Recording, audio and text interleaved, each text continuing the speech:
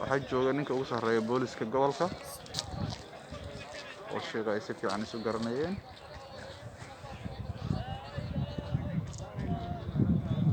waa ninka koofida cad wata oo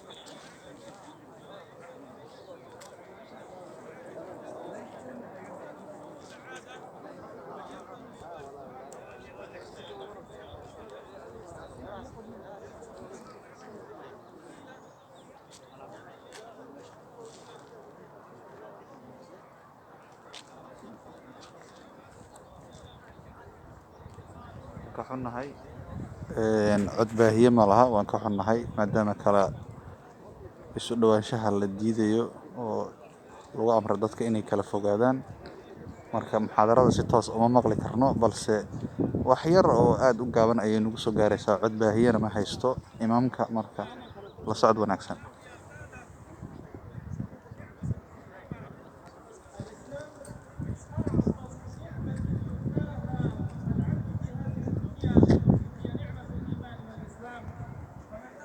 cod baahiyaha ayaa hadda loo xiriiriyey, marka sidii hore way ka fiicantaa rajeynaya.